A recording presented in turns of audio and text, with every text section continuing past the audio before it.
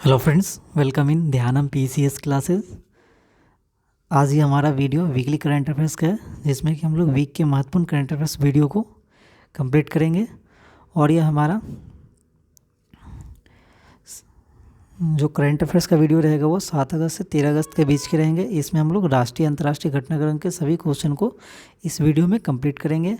और साथ ही आपको इस वीडियो में डिटेलिंग में सभी क्वेश्चन के बारे में बताया जाएगा। और ये वन लाइनर फैक्चुअल नहीं है, इसमें आपको डिटेल में बता रहा है, जिससे क्या होगा, आपको लंबे समय तक रिटेन कर पाएंगे। ठीक है फ्रेंड्स। और अभी यूपीएससी के एग्ज़ाम आप दे रहे हैं तो आप सभी के लिए यह वीडियो बहुत ही महत्वपूर्ण है, तो कृपया आप लोग इस वीडियो को ज़रूर पूरा देखें। तो शुरू करते हैं आज के वीडियो को, जिसमें कि पहला क्वेश्चन है। और फ्रेंड्स, यदि अभी तक हमारे चैनल पर नए हैं तो कृपया चैनल सब्सक्राइब कर ले, बेल आइकन को दबा ले, जिससे क्या होगा, सभी महत्वपूर्ण वीडियो आपको आसानी से प्राप्त हो जाए। और किसी भी आपको पीडीएफ की आवश्यकता है तो आप लोग टेलीग्राम चैनल ज़रूर ज्वाइन कर लें। इस वीडियो के डिस्क्रिप्शन में इसका लिंक दिया गया है, वहाँ से आप ज़रूर ज्वाइन कर सकते हैं। ठीक है फ्रेंड्स, शुरू करते हैं आज के वीडियो का पहला क्वेश्चन, जिसमें कि पहला क्वेश्चन है,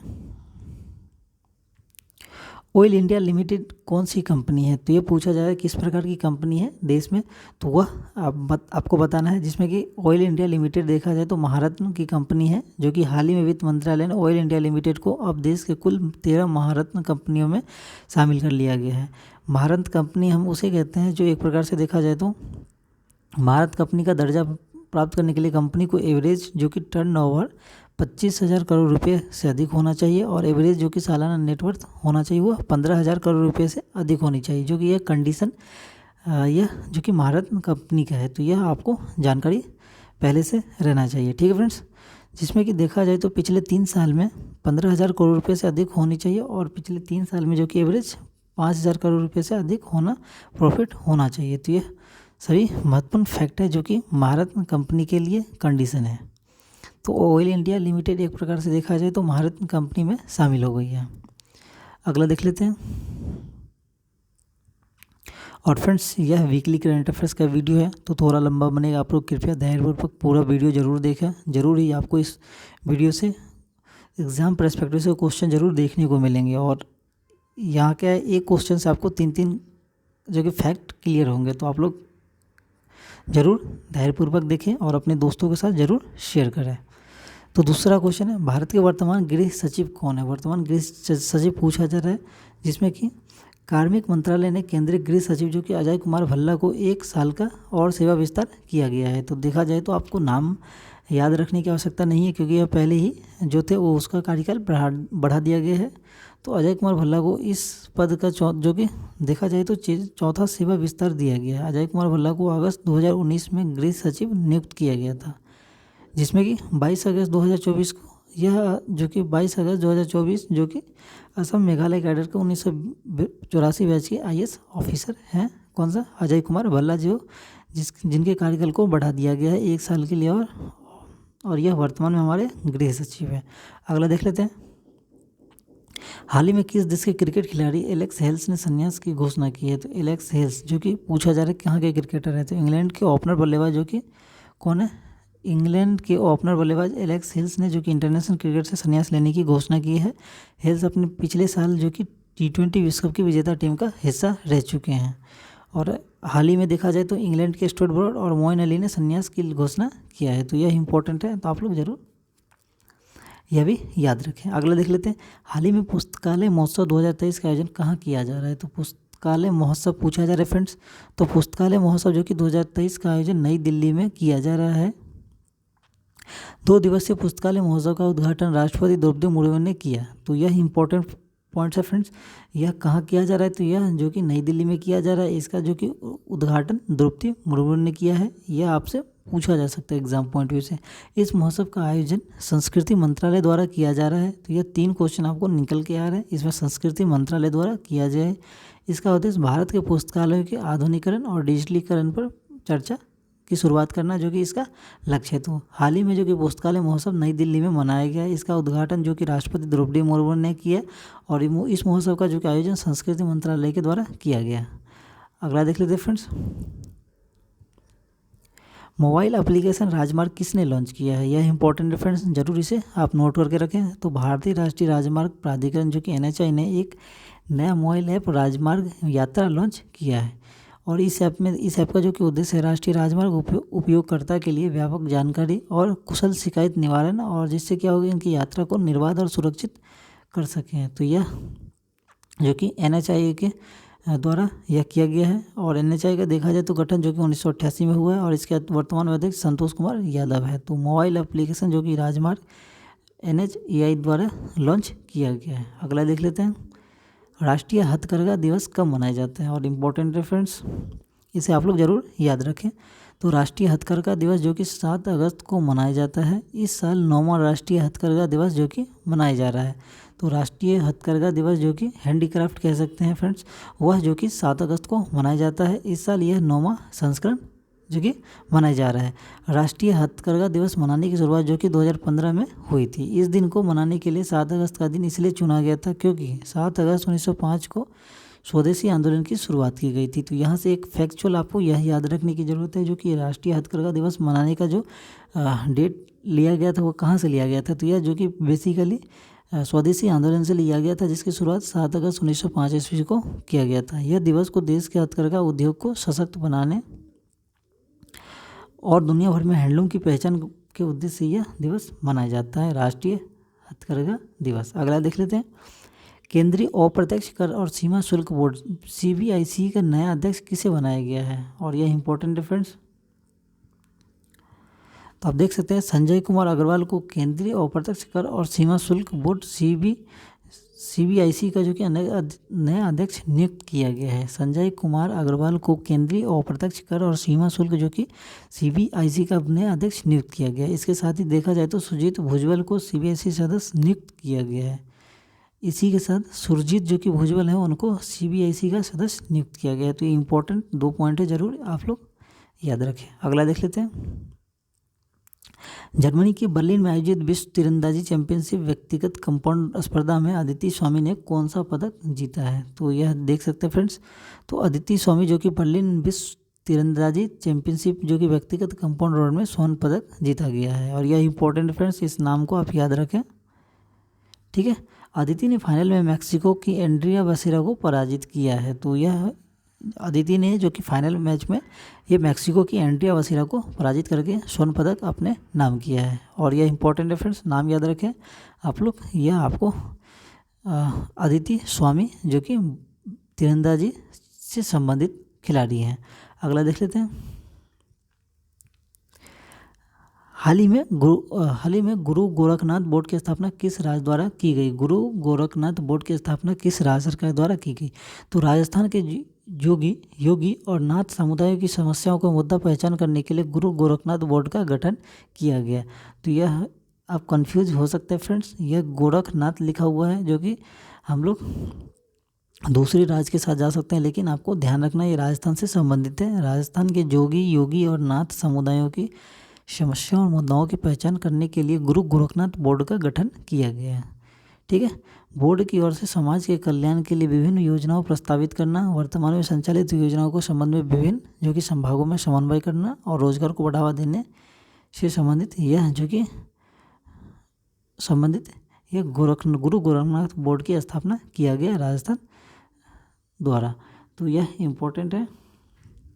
अगला देख लेते हैं, ऑस्ट्रेलियन ओपन बैडमिंटन में HS प्रणय ने कौन सा पदक जीता है? ऑस्ट्रेलिया ओपन जो कि हुआ है उसमें HS प्रणय ने कौन सा पदक जीता, यह पूछा जा रहा है। तो ऑस्ट्रेलिया ओपन जो कि बैडमिंटन HS प्रणय ने रजत पदक जीता है, यह रजत पदक जीता है, इंपॉर्टेंट है फ्रेंड्स।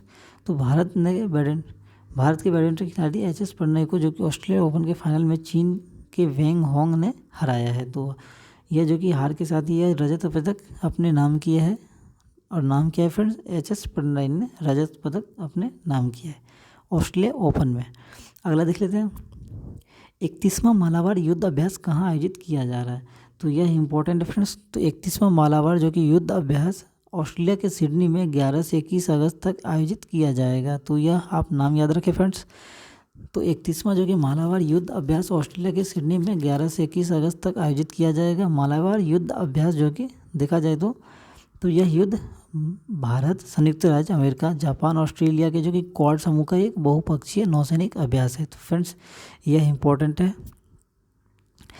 यह जो कि मालाबार युद्ध अभ्यास जो कि एक प्रकार से देखा जाए तो भारत, संयुक्त राज्य अमेरिका, जापान, ऑस्ट्रेलिया जो कि क्वाड समूह का एक बहुपक्षीय जो कि नौसैनिक अभ्यास है, और यह जो कि ऑस्ट्रेलिया के सिडनी में इसका आयोजन किया जा रहा है।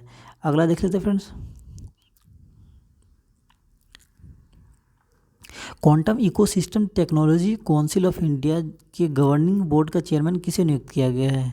ठीक है फ्रेंड्स, तो यह नाम याद रखिए, क्वांटम इकोसिस्टम टेक्नोलॉजी। तो क्वांटम इकोसिस्टम जो कि टेक्नोलॉजी काउंसिल के गवर्निंग बोर्ड का चेयरमैन जो कि विजय कुमार सारस्वत को नियुक्त किया गया है। विजय कुमार सारस्वत को जो कि क्वांटम इकोसिस्टम टेक्नोलॉजी काउंसिल के गवर्निंग बोर्ड का चेयरमैन नियुक्त किया गया है। सारस्वत का संबंध ग्वालियर मध्य प्रदेश से है। सारस्वत का संबंध जो कि ग्वालियर मध्य प्रदेश है। इन्हें विज्ञान और इंजीनियरिंग के क्षेत्र में 1998 में पद्मश्री और 2013 में पद्म भूषण से नवाजा जा चुका है। तो यह इंपॉर्टेंट है नाम फ्रेंड्स। विजय कुमार सारस्वत को क्वांटम इकोसिस्टम टेक्नोलॉजी काउंसिल के गवर्निंग बोर्ड का चेयरमैन नियुक्त किया गया है। अगला देख लेते हैं, मणिपुर हिंसा से प्रभावित लोगों के राहत एवं पुनर्वास के लिए उच्चतम न्यायालय ने किसकी अध्यक्षता में समिति का गठन किया है? तो यह इंपॉर्टेंट है फ्रेंड्स, जो कि अभी हाल ही में वर्तमान में काफ़ी चर्चाओं में है, मणिपुर हिंसा, और इसके पुनर्वास के लिए जो कि न्यायालय ने किसकी अध्यक्षता में समिति का गठन किया है?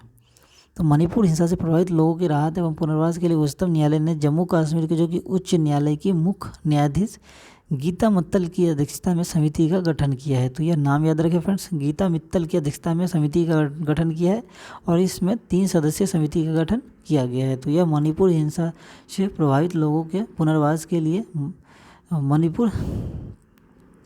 देखा जाए तो पुनर्वास के लिए उच्चतम न्यायालय ने जम्मू कश्मीर के उच्च न्यायालय के जो कि पूर्व मुख्य न्यायाधीश गीता मित्तल की अध्यक्षता में समिति का गठन किया है।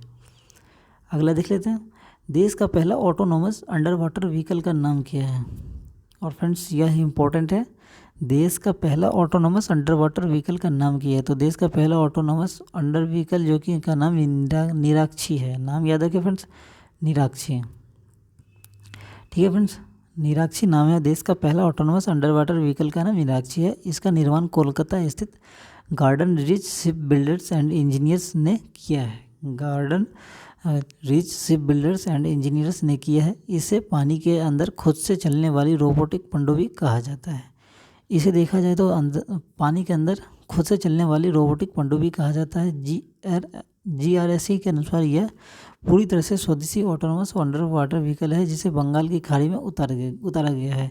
तो यह भी इम्पोर्टेंट फ्रेंड्स, जो कि यह देश का पहला ऑटोनोमस जो कि अंडर वाटर व्हीकल है, और इसे खुद स्वदेशी तौर पे तैयार किया गया है, और इसे अभी हाल ही में बंगाल की खाड़ी में उतारा गया है। अगला देख लेते हैं, हाल ही में किस राज्य सरकार द्वारा हस्तशिल्प एवं हस्तकरघा निगम का नाम बदलकर हिमक्राफ्ट कॉरपोरेशन कर दिया गया है? और यह फ्रेंड्स इंपॉर्टेंट है, एक बार मैं इसको दोबारा पढ़ ले रहा हूँ। हाल ही में किस राज्य सरकार द्वारा हस्तशिल्प एवं हस्तकरघा जो कि निगम है उसका नाम बदलकर हिमक्राफ्ट कॉरपोरेशन कर दिया गया है? तो हाल ही में जो कि हिमाचल प्रदेश राज्य सरकार द्वारा हस्तशिल्प एवं हथकरघा नगर निगम का नाम बदलकर हिमक्राफ्ट कॉरपोरेशन कर दिया गया है। हिमाचल प्रदेश के मुख्यमंत्री सुखविंदर सिंह सुक्खू ने शिमला के कार्यक्रम के दौरान यहाँ कहा कि इस रीब्रांडिंग का उद्देश्य निगम के कार्य को विस्तार करना और बाद जो कि एक विशिष्ट ब्रांड के रूप में उत्पादों को बढ़ावा देना जो कि इसका लक्ष्य है। तो अभी हाल ही में जो कि हिमाचल सरकार ने हस्तशिल्प एवं हस्तकरघा निगम का नाम बदलकर हिमक्राफ्ट कॉरपोरेशन कर दिया है। अगला देख लेते हैं, जर्मनी के बर्लिन में आयोजित विश्व तीरंदाजी चैंपियनशिप 2023 के महिलाओं के कंपाउंड वर्ग में भारत ने कौन सा पदक जीता है? और यह इंपॉर्टेंट है फ्रेंड्स अभी। तो ये ज्योति, नाम याद रखिए फ्रेंड्स, ज्योति सुरेखा वेन्यम, परनीत कौर और अदिति गोपीचंद स्वामी जो कि भारतीय महिला कंपाउंड राउंड टीम ने जर्मनी के बर्लिन में विश्व तीरंदाजी चैंपियनशिप में स्वर्ण पदक अपने नाम किया है। यह किसी भी वर्ग में तीरंदाजी विश्व चैंपियनशिप में भारत का पहला स्वर्ण है, और यह इंपॉर्टेंट है फ्रेंड्स।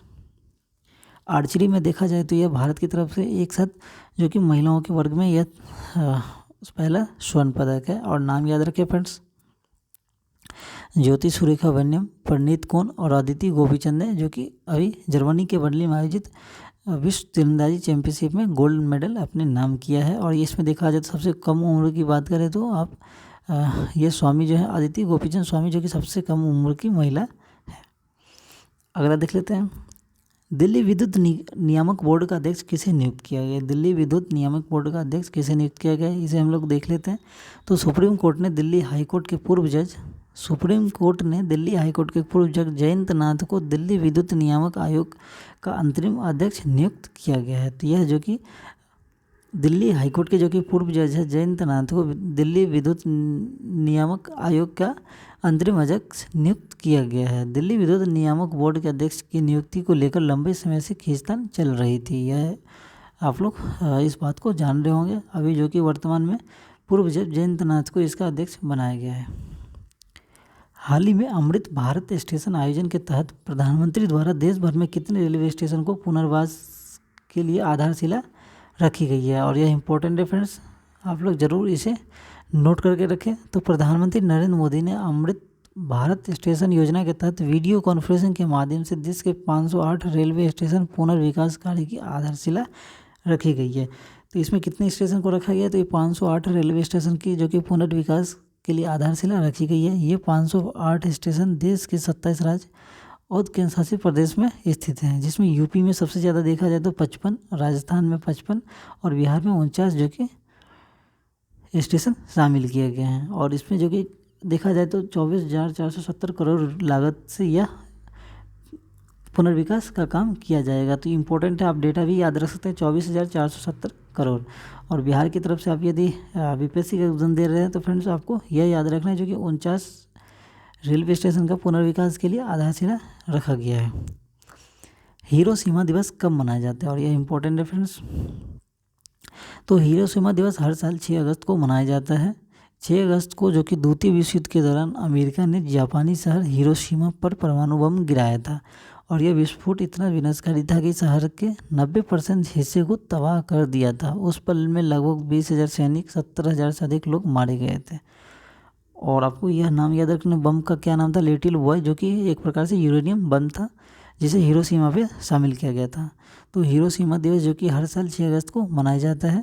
और यह द्वितीय विश्व युद्ध के जो कि जापानी शहर हिरोशिमा पर परमाणु बम गिराया था उसकी याद में यह मनाया जाता है। तो यह इम्पोर्टेंट है फ्रेंड्स। और यह इतना घातक था जिसमें कि देखा जाए तो 90% हिस्से बर्बाद हो चुके थे।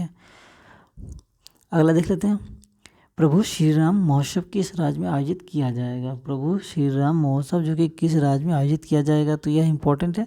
तो प्रभु श्री राम महोत्सव जो कि महाराष्ट्र में आयोजित किया जाएगा। तो आप लोग इस नाम को ज़रूर याद रखें क्योंकि कन्फ्यूजिंग कर सकता है उत्तर प्रदेश के साथ, क्योंकि अधिकतर जो कि हम महोत्सव यहीं से संबंधित हैं।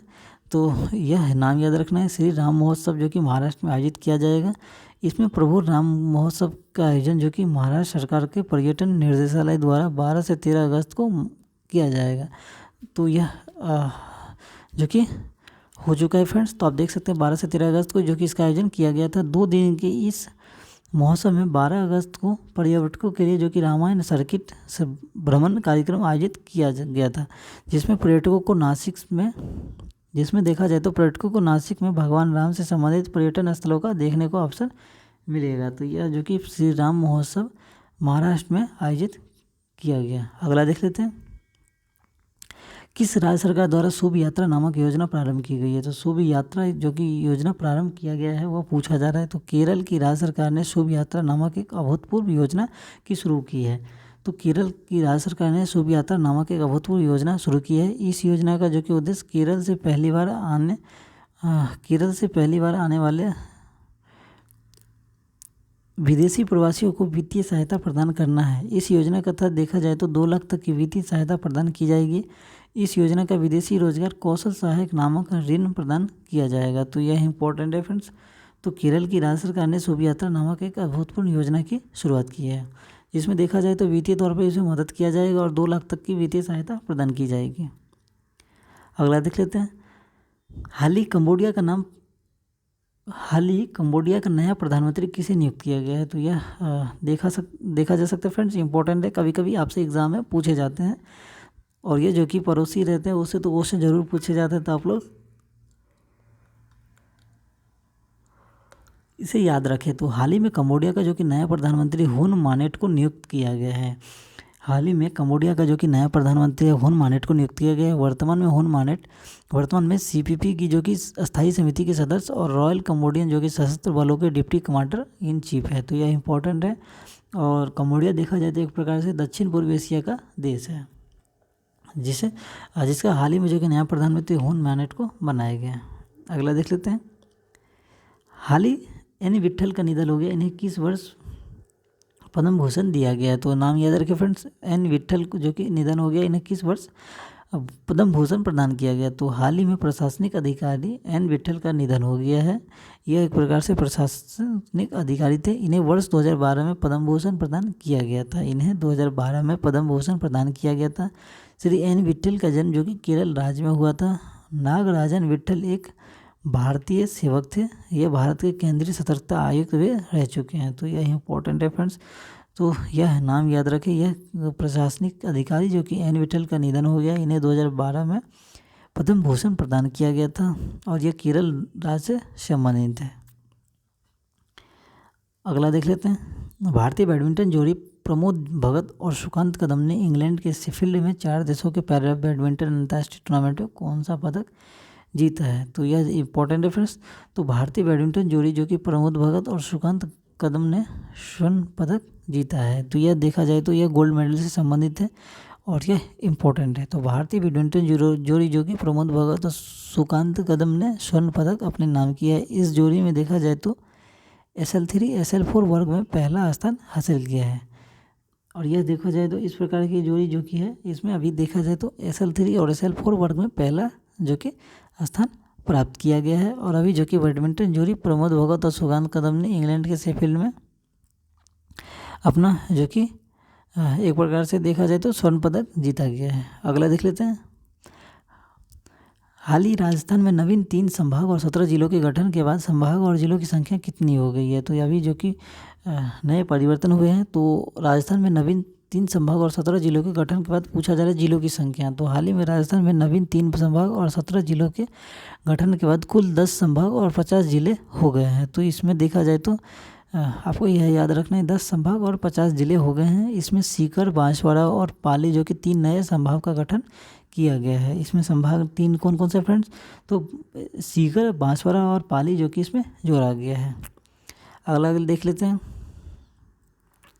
हाल ही उड़ीसा उच्च न्यायालय का मुख्य न्यायाधीश पद की शपथ किसे दिया गया है? यह इंपॉर्टेंट है फ्रेंड्स, क्योंकि अभी हाल ही में बहुत सारे उच्च न्यायालय के जो कि न्यायाधीश की नियुक्ति की गई है। तो हाल ही में जस्टिस सुभाषिष तालपत को उड़ीसा उच्च न्यायालय का जो कि मुख्य न्यायाधीश पद की शपथ दिलाई गई है। तो यह जो कि नाम याद रखें फ्रेंड्स। तो जस्टिस सुभाषिष तालपत को जो कि उड़ीसा उच्च न्यायालय का मुख्य न्यायाधीश नियुक्त किया गया है। जस्टिस सुभाषिष तालपरे जो कि हाईकोर्ट के 33वें मुख्य न्यायाधीश है। तो इस प्रकार से देखा जाए तो सुभाषिष तालपरे जो कि उड़ीसा हाईकोर्ट के 33वें मुख्य न्यायाधीश है। तो इम्पोर्टेंट है फ्रेंड्स, नाम याद रखें। सुभाषिष तालपत उड़ीसा के उच्च न्यायालय के मुख्य न्यायाधीश की शपथ लिए गए। अगला देख लेते हैं। हाल ही भारत की कौन सी अकादमी इंटरपोल जो कि ग्लोबल अकादमी नेटवर्क की 10वीं सदस्य बन गई है? तो हाल ही जो कि भारत की कौन सी इंटरपोल अकादमी 10 जो कि बन गई है सदस्य टीम? तो केंद्रीय जांच ब्यूरो जो कि अकादमी है आधिकारिक तौर पे प्रतिष्ठित इंटरपोल ग्लोबल अकादमी नेटवर्क में शामिल किया गया है। यह जो कि CBI है, केंद्रीय जांच ब्यूरो अकादमी को आधिकारिक तौर पे प्रतिष्ठित इंटरपोल ग्लोबल अकादमी नेटवर्क में शामिल किया गया है। केंद्रीय जांच ब्यूरो जो कि अकादमी है वह इंटरपोल ग्लोबल अकादमी नेटवर्क की 10वीं सदस्य है। और इस प्रकार से देखा जाए तो CBI अकादमी जो कि गाजियाबाद में स्थित है और यह अपराध जो कि जांच, अभियोजन और सतर्कता कार्य प्रणाली के क्षेत्र में एक प्रमुख प्रशिक्षण का संस्थान है। तो अभी देखा जाए तो CBI जो कि अकादमी को आधिकारिक तौर पे प्रतिष्ठित इंटरपोल ग्लोबल अकादमी में शामिल किया गया है। तो यह इंपॉर्टेंट है फ्रेंड्स। अगला देख लेते हैं। हाल ही चर्चा में रहा आरास या डोरसा फील्ड विवाद किन देशों के मध्य है? और यह इंपॉर्टेंट है फ्रेंड्स। तो आप देख सकते हैं। तो हाल ही में सऊदी अरब और कुवैत के विवादित जो कि अरास या डोरसा गैस फील्ड अपने स्वामित्व का दावा किया गया है। यह इंपॉर्टेंट है। तो यह हाल ही में जो कि सऊदी अरब कुवैत ने विवादित अरास डोरिया गैस फील्ड पे अपने स्वामित्व का दावा किया है ऑफशोर जो कि गैस फील्ड है, जिसे ईरान में आरास तथा कुवैत में और सऊदी में लोग जो कि डोडा के नाम से जानते हैं। और यह लंबे समय से देखा जाए तो 3 देशों के बीच के विवाद का केंद्र बना हुआ है। तो यह इम्पोर्टेंट है, यह जो कि आरास या डोडा फील्ड जो विवाद किन देशों के मध्य है, तो यह देखा जाए तो सऊदी अरब और कुवैत के बीच है। अगला देख लेते हैं, तटरक्षक बल का अतिरिक्त महानिदेशक किसे नियुक्त किया गया? तटरक्षक बल का जो कि अतिरिक्त महानिदेशक किसे नियुक्त किया गया? तो जो कि एस परमेश को भारतीय तटरक्षक मुख्यालय जो कि नई दिल्ली में तटरक्षक बल के अपर महानिदेशक के रूप में नियुक्त किया गया है। तो यह इंपॉर्टेंट है फ्रेंड्स। तो एस परमेश को भारतीय तटरक्षक मुख्यालय जो कि नई दिल्ली में तटरक्षक बल के अपर महानिदेशक के रूप में नियुक्त किया गया है।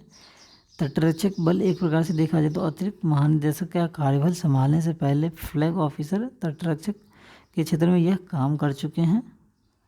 तो ये नाम याद रखें फ्रेंड्स, तटरक्षक बल का अतिरिक्त महानिदेशक जो कि एस परमेश को बनाया गया है। अगला देख लेते हैं, हाल ही IIT रुड़की और भारतीय भूवैज्ञानिक सर्वेक्षण के वैज्ञानिकों ने किस राज्य में लंबी गर्दन वाले पौधे खाने वाले जो कि डेक्रियोसाइड्स डायनासोर के सबसे पुराने जीवाश्म की खोज की है? और यह इंपॉर्टेंट है फ्रेंड्स, देखा जाए तो हाल ही में IIT रुड़की और भारतीय भूवैज्ञानिक जो कि सर्वेक्षण ने राजस्थान के जैसलमेर में, नाम याद रखें फ्रेंड्स, राजस्थान के जैसलमेर में लंबी गर्दन वाले जो कि पौधे खाने वाले डेक्रियोसॉर्ट्स जो कि डायनासोर के पुराने जीवाश्म अवशेषों की खोज की है। और इस खोज में यह प्रमाण मिलते हैं कि भारत में डायनासोर के विकास का एक प्रमुख केंद्र था। तो यह इंपॉर्टेंट है। तो हाल ही में जो कि IIT रुड़की और भारतीय भूवैज्ञानिक सर्वेक्षण ने राजस्थान के जैसलमेर में लंबी गर्दन वाले पौधे खाने वाले जो कि डायनासोर के पुराने जीवाश्म की खोज की गई है। अगला देख लेते फ्रेंड्स, टेस्ला मोटर्स के नए मुख्य वित्तीय अधिकारी के रूप में किसे नियुक्त किया गया? तो टेस्ला मोटर्स के मुख्य वित्तीय अधिकारी किसे नियुक्त किया गया है?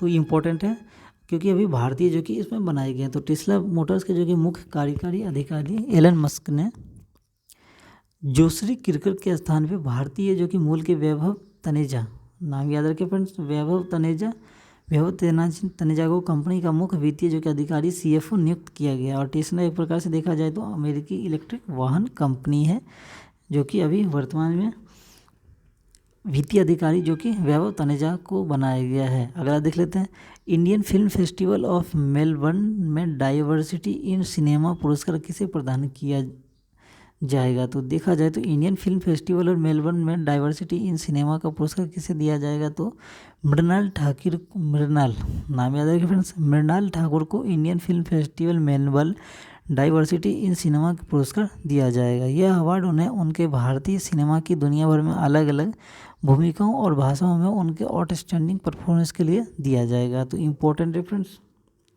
जो कि मृणाल ठाकुर को Indian film festival of Melbourne award दिया जाएगा।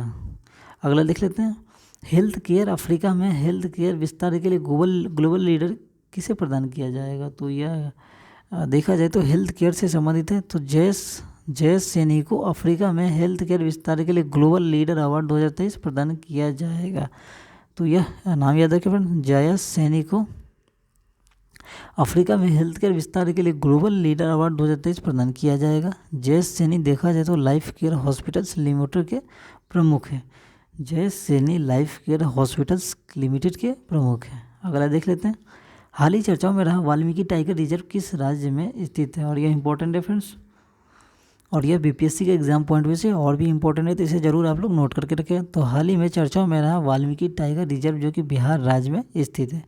यह जो कि वाल्मीकि टाइगर रिजर्व बिहार राज्य में स्थित है। हाल ही में बिहार के वाल्मीकि टाइगर रिजर्व में गेंडा संरक्षण को पुनर्जीवित करने के लिए जो कि राइनो टास्क फोर्स का गठन किया गया है।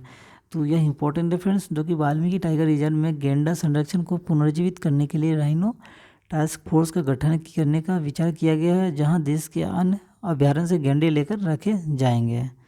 तो यह इंपॉर्टेंट है जो कि वाल्मीकि टाइगर रिजर्व में किया जाएगा। और इसी के साथ देखा जाए तो अन्य अभ्यारण्य यदि हम देखना चाहेंगे, सेंचुरीज की बात कर रहे हैं, जिसमें गौतम बुद्ध अभ्यारण्य, विक्रमशिला गंगा डॉल्फिन अभ्यारण्य, कांवड़ झील पक्षी अभ्यारण्य और गोगाबिल जो कि पक्षी अभ्यारण्य बिहार में से संबंधित है। तो यह इंपॉर्टेंट है, तो आप लोग इस नाम को याद रख सकते हैं फ्रेंड्स। और अभी हाल ही में जो कि वाल्मीकि टाइगर रिजर्व में गैंडा संरक्षण के लिए जो कि task force rhino task force का गठन किया गया है। अगला देख लेते हैं, भारत ने श्रीलंका को विशिष्ट डिजिटल पहचान परियोजना के लिए कितने रुपए की आर्थिक सहायता की है। तो आप देख सकते हैं, तो भारत ने श्रीलंका के विशिष्ट डिजिटल पहचान परियोजना के लिए 45 करोड़ रुपए की आर्थिक सहायता प्रदान किया है। तो यह देखा जाए तो भारत की तरफ से 45 करोड़ रुपए आर्थिक सहायता प्रदान किया गया है, जिसमें श्रीलंका की विशिष्ट पहचान परियोजना का मुख्य उद्देश्य देश के प्रशासनिक ढांचे को रूपांतरित कर नागरिकों के लिए बेहतर सेवा उपलब्ध कराना जो कि लक्ष्य है। तो भारत ने श्रीलंका को विशिष्ट डिजिटल पहचान परियोजना के लिए 45 करोड़ रुपये देने का आर्थिक सहायता दिया है। अगला देख लेते हैं फ्रेंड्स, विश्व आदिवासी दिवस कब मनाया जाता है। विश्व आदिवासी दिवस कब मनाया जाता है, तो विश्व आदिवासी दिवस जो कि 9 अगस्त को मनाया जाता है। इस वर्ष की शुरुआत जो कि 1994 में की गई थी। 1994 से ही विश्व आदिवासी दिवस मनाया जाता है। विश्व भर की आदिवासी जातियों को जागरूकता फैलाने और उनके अधिकारों के संरक्षण के उद्देश्य से विश्व आदिवासी दिवस मनाया जाता है। इस साल का जो कि 2023 का थीम आत्मनिर्णय के लिए परिवर्तन के प्रेरक के रूप में आदिवासी युवा, आत्मनिर्णय के लिए परिवर्तन के दौरान जो कि प्रेरक के रूप में आदिवासी युवा जो कि 2023 का थीम है, और यह हर साल 9 अगस्त को मनाया जाता है। अगला देख लेते हैं, FISU वर्ल्ड यूनिवर्सिटी गेम्स 2023 में भारत ने कुल कितने पदक जीते हैं। और यह फ्रेंड्स आप नाम याद रखें, FISU वर्ल्ड यूनिवर्सिटी जो कि गेम्स 2023 में भारत ने कुल कितने पदक नाम किए हैं। तो चीन के चेंगडू में आयोजित FISU वर्ल्ड यूनिवर्सिटी गेम्स 2023 में भारत ने 11 स्वर्ण, 5 रजत और 10 जो कि कांस्य पदक के साथ कुल 26 पदक अपने नाम किए हैं। तो इसी के साथ देखा जाए तो फ्रेंड्स FISU जो कि वर्ल्ड यूनिवर्सिटी गेम्स 2023 कितने पदक जीते हैं, तो यह जो कि चीन के चेंगडू में जो कि आयोजित FISU वर्ल्ड यूनिवर्सिटी गेम्स 2023 में देखा जाए तो भारत ने 11 स्वर्ण, 5 रजत और 10 कांस्य पदक के साथ जो कि कुल 26 पदक अपने नाम किए हैं। भारत कुल देखा जाए तो 26 पदकों के साथ पदक तालिका में 7वें स्थान पर रहा। तो नाम याद रखना है फ्रेंड्स आपको, FISU जो कि वर्ल्ड यूनिवर्सिटी गेम्स का आयोजन में भारत ने टोटल 10 पदक अपने नाम किए हैं। और इस रैंकिंग में देखा जाए तो 10 कांस्य पदक और 5 रजत और 11 स्वर्ण की मदद से टोटल 26 पदक के साथ पदक तालिका में 7वें स्थान पर रहा है। अगला देख लेते हैं, aspiring for super minded in the city of evolving convection विषय पर सम्मेलन जो कि कहाँ किया गया है। तो यह इम्पोर्टेंट डिफरेंस, तो राष्ट्रपति द्रौपदी मुर्मू ने औराविले में एक्सप्लोरिंग और super minded in the city of involving विषय पे जो कि एक सम्मेलन का उद्घाटन किया है। तो यह inspiring super minded in the city जो कि सम्मेलन का उद्घाटन राष्ट्रपति श्रीमती द्रौपदी मुर्मू ने औराविलो में किया गया है। देखा जाए तो यह सम्मेलन श्री अरविंदो के विचार पे आधारित है। यह सम्मेलन जो कि तमिलनाडु के औराविलो में श्री अरविंदो की 150वीं जयंती पे आयोजित होने वाले कार्यक्रमों में से एक है। तो यह इंपॉर्टेंट रेफरेंस, यह सम्मेलन जो कि तमिलनाडु के औराविलो में जो कि श्री अरविंदो की 150वीं जयंती पे किया गया। अगला देख लेते हैं, हाल ही WHO ने किस देश को ट्रैकोमा मुक्त घोषित किया है। तो हाल ही में WHO ने किस देश को ट्रैकोमा मुक्त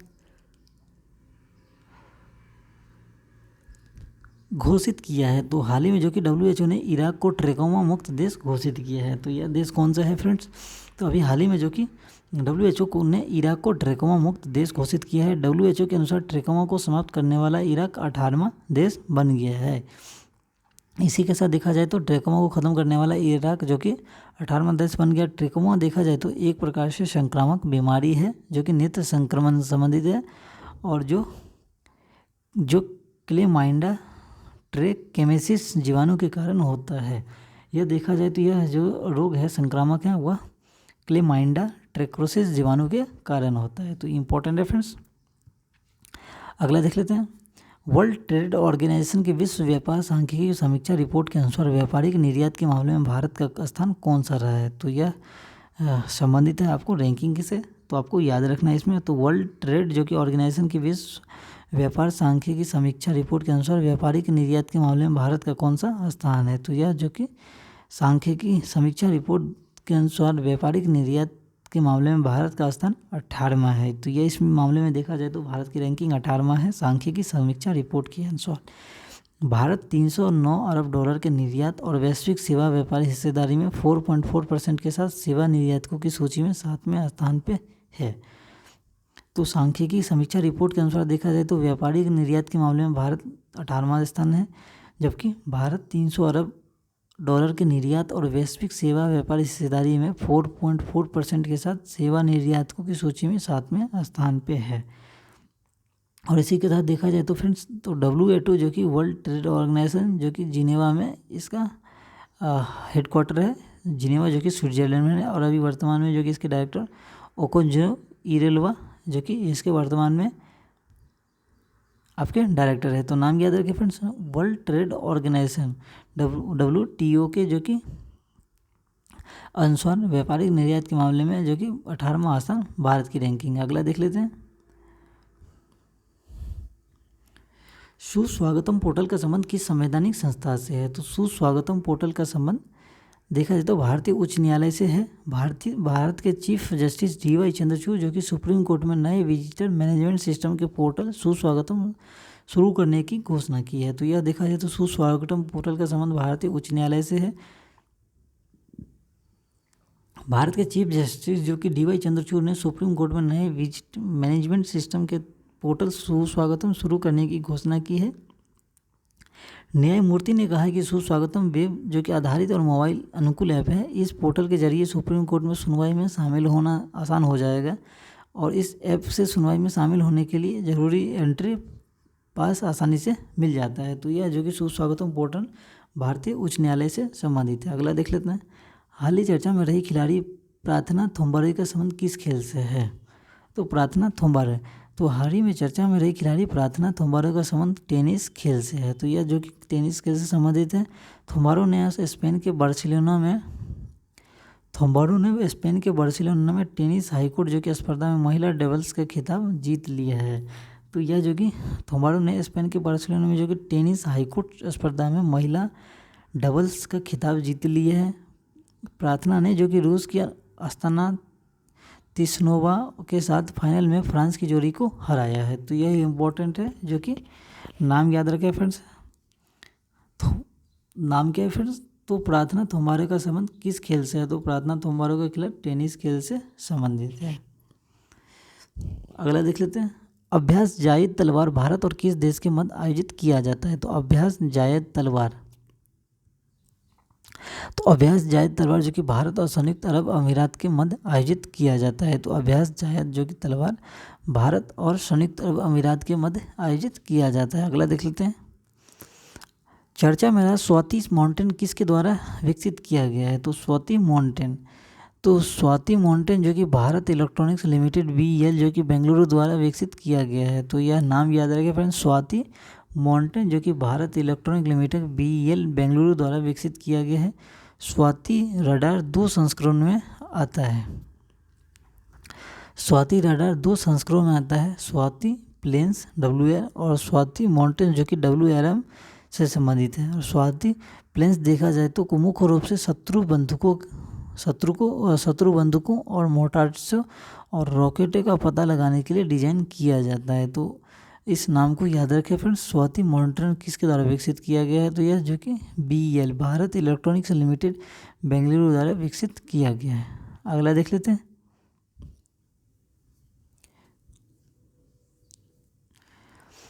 विश्व एथलेटिक्स चैंपियनशिप 2023 में भारतीय दल का नेतृत्व किसने किया है? तो इम्पोर्टेंट है फ्रेंड्स, विश्व एथलेटिक्स चैंपियनशिप 2023 में भारतीय दल का नेतृत्व जो कि नीरज चोपड़ा द्वारा किया गया है।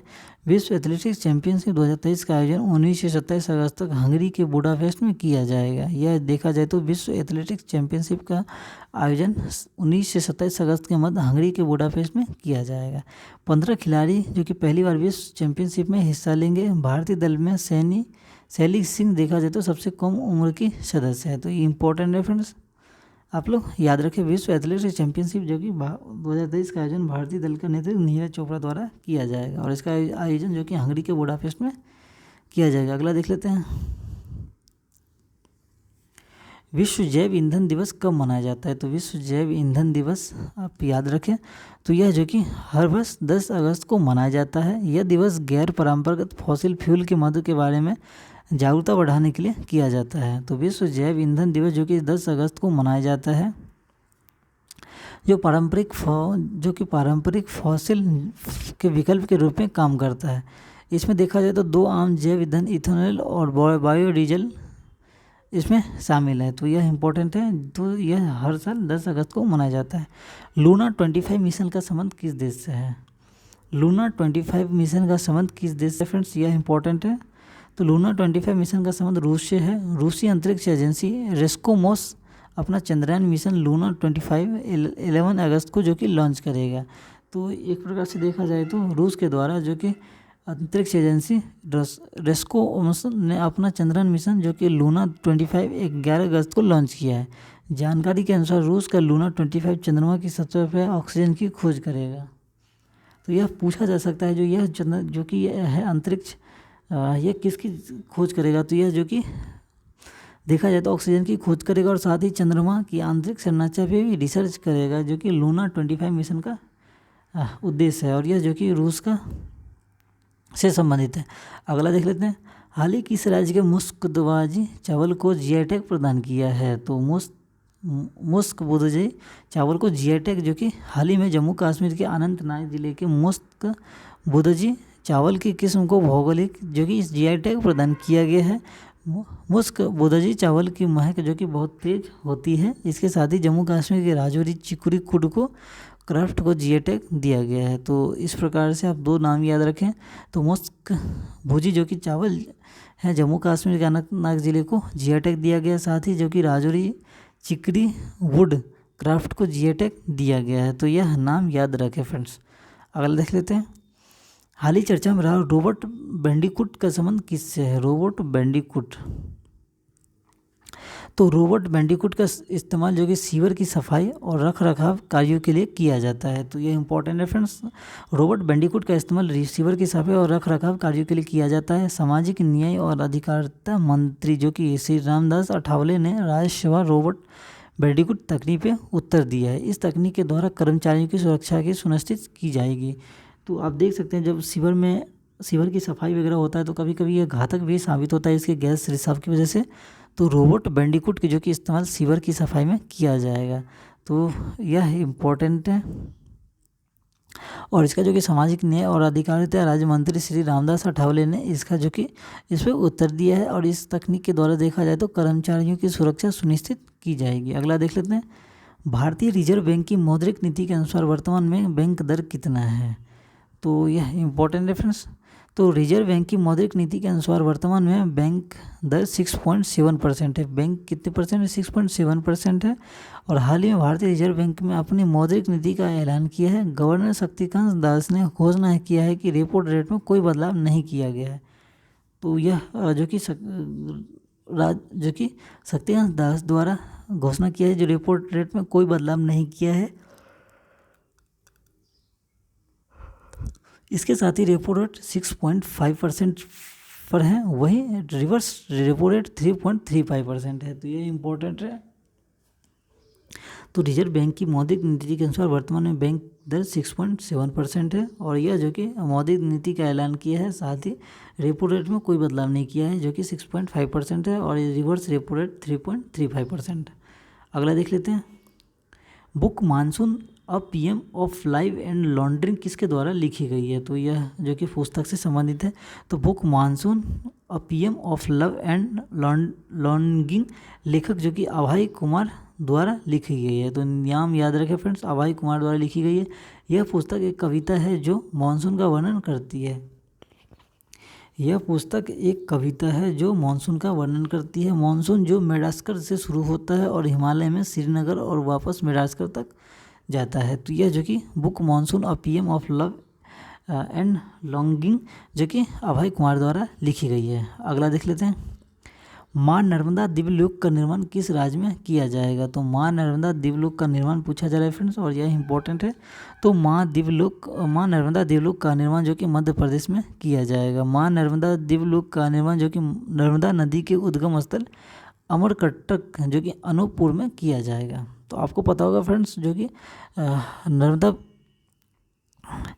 आप देख सकते हैं जो कि नर्मदा का जो कि उद्गम कहाँ से है, अमरकंटक के अनूपपुर में जो कि इसका आयोजन किया जाएगा। अमरकंटक जो कि मध्य प्रदेश का एक धार्मिक पर्यटन केंद्र है। इसके साथ ही यह घोषणा किया गया है कि अमरकंटक के बाहर एक नया सैटेलाइट शहर बसाया जाएगा। तो यह जो कि मां नर्मदा द्वीपलोक का निर्माण मध्य प्रदेश में किया जाएगा। अगला देख लेते हैं। हाल ही तमिल कवि थिरुवल्लुर की 25 फीट प्रतिमा किस स्थान पर स्थापित की गई है। तो थिरुवल्लुर की जो कि 25 फीट प्रतिमा पूछा जा रहा है फ्रेंड्स। तो तमिल कवि थिरुवल्लुर की जो कि 25 फीट प्रतिमा तमिलनाडु के कांचीपुरम में स्थापित की गई है। तो यह जो कि तमिलनाडु के कांचीपुरम में स्थापित किया गया है। एक शीर्ष अधिकारी ने यहाँ बताया कि थिरुवल्लुर जो कि द्वारा रचित थिरुकुरल जो कि 130 दोहों के संबंध में यह 2.5 टन जो कि वजनी प्रतिमा आपस में संबद्ध 130 तमिल अक्षरों से बनी है। तो इस नाम को याद रखें फ्रेंड्स। और यह जो कि कांचीपुरम में इसकी स्थापना की गई है। अगला देख लेते हैं। इंटर गवर्नमेंटल जो कि फ्लेम्स ऑन क्लाइमेट चेंज जो कि IPPC का उपाध्यक्ष किसे बनाया गया है। तो IPPC का उपाध्यक्ष तो inter governmental panels on climate जो कि चेंज IPPC का जो कि उपाध्यक्ष रमन सुकुमार को बनाया गया है। तो यह नाम याद रखें फ्रेंड्स। तो इंटर जो कि governmental panels on council change जो कि IPCC का उपाध्यक्ष रमन सुकुमार को बनाया गया है। ACI जो कि हाथी के विशेषज्ञ, एक बार ध्यान दें फ्रेंड्स। तो ACI हाथी के विशेषज्ञ रमन सुकुमार को नैरोबी में संयुक्त राष्ट्र पर्यावरण कार्यक्रम के मुख्यालय में हुए चुनाव के दौरान जलवायु परिवर्तन पर अंतर सरकारी पैनल IPCC का उपाध्यक्ष चुना गया है। तो यह इंपॉर्टेंट है फ्रेंड्स। IPCC ने UK के जेम्स फर्ग्यूसन जिम स्कैया को अध्यक्ष चुना है। तो IPCC ने देखा जाए तो UK के जेम्स फर्ग्यूसन जिम स्कैया को अध्यक्ष चुना गया है। तो नाम याद रखें। और उपाध्यक्ष जो कि रमन सुकुमार को बनाया गया है। अगला देख लेते हैं। अंतर्राष्ट्रीय युवा दिवस कब मनाया जाता है। अंतर्राष्ट्रीय युवा दिवस तो अंतर्राष्ट्रीय युवा दिवस प्रतिवर्ष 12 अगस्त को मनाया जाता है। संयुक्त राष्ट्र UN द्वारा इसे जागरूकता दिवस के तौर पे मनाया जाता है। इसका उद्देश्य जो कि युवाओं से जुड़े सांस्कृतिक और कानूनी मुद्दे पे ध्यान आकर्षित करना है। तो यह जो कि हर साल अंतर्राष्ट्रीय युवा दिवस 12 अगस्त को मनाया जाता है। थीम जो कि 2023 का है वह युवाओं के लिए हरित कौशल एवं सतत विकास की ओर जो कि इस साल का थीम है। युवाओं के लिए हरित कौशल एक सतत विकास की विश्व की ओर। और साथ ही पहली बार जो कि सन 2000 में अंतर्राष्ट्रीय युवा दिवस का आयोजन किया गया है। तो यह सभी पॉइंट्स आपको याद रखने हैं फ्रेंड्स। अगला देख लेते हैं। देश का पहला यूनिटी मॉल किस राज्य में बनाया जाएगा। तो यूनिटी मॉल से संबंधित हैं। तो देश का पहला यूनिटी मॉल जो कि मध्य प्रदेश के उज्जैन में बनाया जाएगा। तो देश का पहला यूनिटी मॉल जो कि मध्य प्रदेश के उज्जैन में बनाया जाएगा। केंद्र सरकार द्वारा हर राज्य में एक यूनिटी मॉल खोलने का निर्णय लिया गया है। तो यह हर राज्य में एक यूनिटी मॉल खोलने का निर्णय लिया गया है, जिसके तहत पहला यूनिटी मॉल जो कि मध्य प्रदेश में मंजूर हुआ है। केंद्र सरकार द्वारा यूनिटी मॉल के लिए 2084 करोड़ रुपये मंजूर किए गए हैं। यूनिटी मॉल जो कि वन डिस्ट्रिक्ट वन प्रोजेक्ट जो कि हस्तशिल्प उत्पाद एवं स्थानीय उत्पादों के प्रमोशन और बिक्री के लिए जो कि कार्य करेगा। तो पहला यूनिटी मॉल जो कि मध्य प्रदेश के उज्जैन में खोला जाएगा। अगला देख लेते हैं। इंदिरा गांधी स्मार्ट योजना का संबंध किस राज्य से है। तो इंपॉर्टेंट फ्रेंड्स। तो इंदिरा गांधी स्मार्टफोन जो कि योजना का संबंध राजस्थान से संबंधित है। राजस्थान के मुख्यमंत्री अशोक गहलोत ने जयपुर से इंदिरा गांधी स्मार्टफोन योजना की शुरुआत की है। और इस योजना का जो कि उद्देश्य महिला सशक्तिकरण है। तो इंदिरा गांधी स्मार्टफोन योजना का संबंध राजस्थान से संबंधित है। अगला देख लेते हैं। जल जीवन सर्वेक्षण 2023 की फ्रंट रनर श्रेणी में प्रथम स्थान पे कौन सा जिला आ रहा है। तो जल जीवन सर्वेक्षण 2023 की फ्रंट रनर श्रेणी में प्रथम स्थान जो कि जम्मू कश्मीर का श्रीनगर जिला रहा है। तो यह जल जीवन सर्वेक्षण 2023 की फ्रंट रनर श्रेणी में प्रथम स्थान पे जम्मू कश्मीर के श्रीनगर जिला रहा है। जल जीवन सर्वेक्षण जो कि 2023 के तहत अक्टूबर 2022 से जून 2023 तक देश के विभिन्न जिलों का उनकी जल आपूर्ति और प्रबंधन प्रणाली को मूल्यांकन किया गया है। और जिसमें देखा जाए तो जम्मू कश्मीर का श्रीनगर जिला इस श्रेणी में प्रथम स्थान पे रहा। अगला देख लेते हैं। इंटरनेट रेजिलियंस इंडेक्स जो कि IRI में भारत की रैंक किया है। इंटरनेट जो कि रेजिलियंस इंडेक्स, तो भारत ने इंटरनेट रेजिलियंस इंडेक्स में 43% के समग्र स्कोर के साथ दक्षिण एशियाई क्षेत्र में 6वां स्थान हासिल किया है। तो यह इम्पोर्टेंट है। देखा जाए तो भारत ने इंटरनेट रेजिलियंस रैंकिंग में 43% के समग्र स्कोर के साथ दक्षिण एशियाई क्षेत्र में 6वां स्थान हासिल किया है। तो इसी के साथ देखा जाए तो टॉप 5 कंट्री कौन से हैं? भूटान, मालदीव, नेपाल। आप रैंक इस प्रकार से देख सकते हैं friend, Bhutan, second Bangladesh, third Maldives, fourth Sri Lanka और फिफ्थ नेपाल जो कि इसमें शामिल है। और जारीकर्ता यदि पूछा जाए फ्रेंड्स तो ये इंटरनेट सोसाइटी द्वारा यह जो कि रैंक है इंटरनेट रेजिलियंस इंडेक्स जो कि जारी किया जाता है और भारत की रैंक 6 है। अगला देख लेते हैं, हाल ही में किस राज्य द्वारा गृहलक्ष्मी योजना की शुरुआत की गई है? और यह इंपॉर्टेंट रेफरेंस, तो हाल ही में तेलंगाना राज्य द्वारा गृहलक्ष्मी योजना की शुरुआत किया गया है। तो यह जो कि तेलंगाना राज्य द्वारा गृहलक्ष्मी योजना की शुरुआत किया गया है। इस योजना के तहत उन लाभार्थियों को घर बनाने में 3 लाख रुपये आवंटित किए जाएंगे जिनके पास ज़मीन है। तो यह इम्पोर्टेंट है। तो हाल ही में तेलंगाना राज्य सरकार द्वारा गृहलक्ष्मी योजना की शुरुआत की गई है और इस योजना के तहत उन लाभार्थियों को जो कि घर बनाने के लिए 3 लाख रुपये आवंटित किए जाएंगे जिसके पास ज़मीन है। तो फ्रेंड्स इसी के साथ जो कि आपके वीकली करंट अफेयर्स का जो कि डिटेलिंग क्वेश्चन है वो ख़त्म हो रहा है। साथ में जो कि अभी 1 लाइनर आपका फैक्चुअल क्वेश्चन को हम इसमें शामिल करते हैं जो कि एक प्रकार से रिवीजन सेशन रहता है। तो इस प्रकार से हम देख सकते हैं। तो जारी फॉर्ग्यूसन ग्लोबल 500 सूची में शीर्ष पे कौन सा रहा है, कौन सी कंपनी? तो वॉलमार्ट जो कि जारी फॉर्च्यून जो कि ग्लोबल 500 सूची में कौन सा कंपनी? तो वॉलमार्ट जो कि टॉप में है। अगला देख लेते हैं, किसने स्टडी इन इंडिया पोर्टल शुरू किया है? तो स्टडी इन पोर्टल कौन सा किया है? तो धर्मेंद्र प्रधान और एस जयशंकर दोनों मिलकर जो कि स्टडी इन इंडिया पोर्टल शुरू किया गया है। तो यह नाम जरूर याद रखें। श्रीलंका में पर्यटन के स्रोत बाजार के रूप में कौन शीर्ष पे रहा है? तो श्रीलंका में पर्यटन के स्रोत बाजार के रूप में भारत टॉप पे रहा है। अगला, किस राज्य में लू के कारण सबसे अधिक मौतें दर्ज हुई है? तो अभी जो कि हाल ही में किस राज्य में लू के कारण सबसे अधिक मौतें दर्ज हुई है? तो केरल में जो कि सबसे ज़्यादा मौतें दर्ज की गई है लू के कारण। अगला देख लेते हैं, CBIC अध्यक्ष किसे नियुक्त किया गया है? तो CBIC अध्यक्ष जो कि अजय कुमार अग्रवाल को नियुक्त किया गया है। तो यह नाम याद रखें, CBIC जो कि अध्यक्ष अजय कुमार अग्रवाल को किया गया है। भारत के लिए 4 पारगमन मार्गों की अनुमति दी गई है। तो भारत के लिए 4 पारगमन मार्गों की अनुमति जो कि बांग्लादेश द्वारा दी गई है। अगला देख लेते हैं, राज्य सरकार ने पिछले वर्गों के लिए जो कि गुरु गोरखनाथ बोर्ड के गठन किया है। तो यह जो कि राजस्थान सरकार द्वारा किया गया है गुरु गोरखनाथ बोर्ड की स्थापना। सबसे ज़्यादा कमाई करने वाले CEO कौन बने हैं? तो सबसे ज़्यादा जो कि कमाई करने वाले CEO श्री शशिधरन जगदीशन बने हैं। सबसे ज़्यादा कमाई करने वाले बैंक CEO शशिधरन जगदीशन। अगला देख लेते हैं, कौन भारतीय सबसे कम उम्र में तीरंदाजी में विश्व चैंपियन बनी है? तो अदिति स्वामी जो कि सबसे कम उम्र में तीरंदाजी में विश्व चैंपियन बनी है अदिति स्वामी।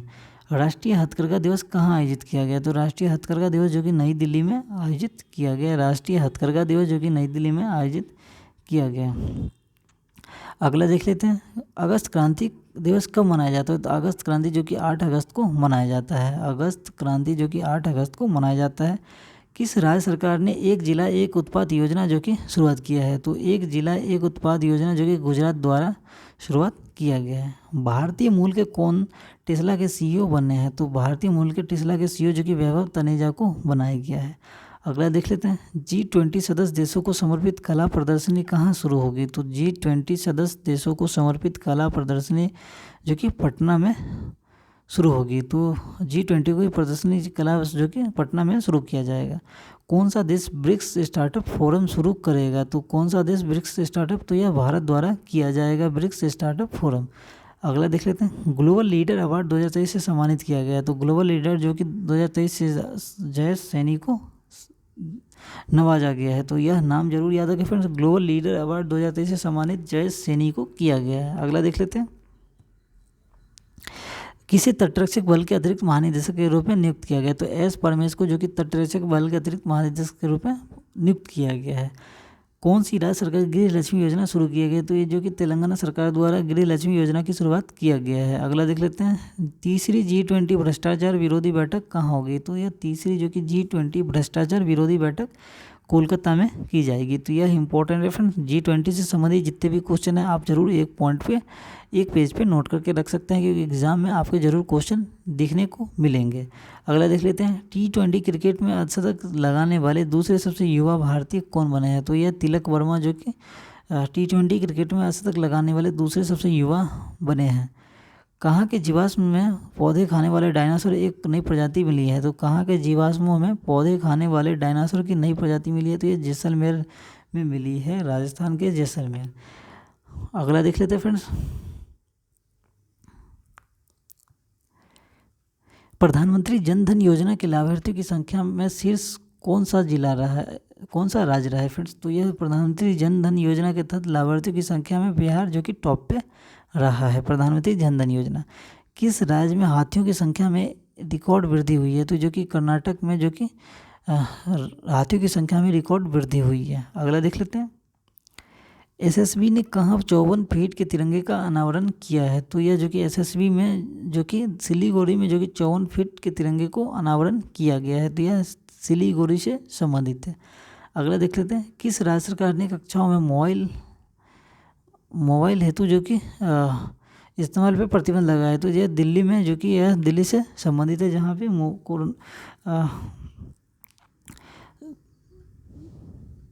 प्रतिबंधित किया गया है। तो यह दिल्ली में किया गया है। किसने चंद्रमा के लिए एक जो कि मिशन विकसित किया है?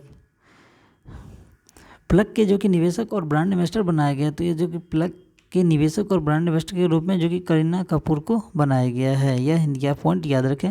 आई रिपोर्ट के अनुसार सबसे ज़्यादा कैंसर किस राज्य से संबंधित है? आई रिपोर्ट के अनुसार सबसे ज़्यादा कैंसर जो कि संबंधित राज्य उत्तर प्रदेश में देखने को मिला है। तो यह सभी आपके इम्पोर्टेंट वन लाइनर क्वेश्चन थे, जिसे हमने इस वीडियो में कंप्लीट किया फ्रेंड्स। तो ज़रूर आप इस वीडियो को कम से कम 2 से 3 बार आप देखें, जिससे क्या होगा, आपके सभी कंसेप्ट आसानी से क्लियर हो जाए। ठीक है फ्रेंड्स। तो अभी हमने जो कि 7 अगस्त से 13 अगस्त के जो भी महत्वपूर्ण क्वेश्चन थे उसे हमने इस वीडियो में देखा। अगला जो कि आपको करंट अफेयर्स आपके इस वीक के जो कि आपको बाकी है, वह हम आपको 2 से 3 दिन के अंदर वह भी आपको कंप्लीट करा दिया जाएगा। तो यह सभी एग्जाम पॉइंट ऑफ व्यू से महत्वपूर्ण है, तो आप लोग ज़रूर इसे कंप्लीट करते चले फ्रेंड्स। तो अगला जो कि करंट अफेयर्स रहेगा वह 14 अगस्त से 20 अगस्त तक आपके करंट अफेयर्स जो कि अगले वीडियो 2 से 3 दिन के अंदर आपको प्रोवाइड किए जाएंगे। तो इसी के साथ आपके सभी करंट अफेयर्स जो कि पैरेलल आप कंप्लीट हो गए हैं। और फ्रेंड्स, यदि आप इस चैनल पे नए हैं तो कृपया चैनल सब्सक्राइब कर लें, बेल आइकन को दबा लें, जिससे क्या होगा, आपको सभी इन्फॉर्मेशन वीडियो आसानी से प्राप्त हो जाए। और यह क्या एक प्रकार से हमें मोटिवेशन की तरह रहता है, जो कि हमें आपके लिए नए नए वीडियो और क्रिएटिव जो कि फैक्ट आपके सामने लेकर आता रहूँ। ठीक है फ्रेंड्स। और बीपीएससी एग्ज़ाम के लिए ज़रूर इस चैनल को फॉलो करें, ज़रूर ही आपको इस पर मदद मिलेगा। अभी जो कि इस पर टेस्ट सीरीज़ की भी शुरुआत की जाएगी, तो आप लोग ज़रूर इस चैनल पे जुड़ जाएं। और पीडीएफ के लिए आप टेलीग्राम चैनल ज्वाइन कर लें फ्रेंड्स। मिलते हैं अगले वीडियो में, तब तक पढ़ते रहें, अपने स्वास्थ्य का ख्याल रखें। धन्यवाद।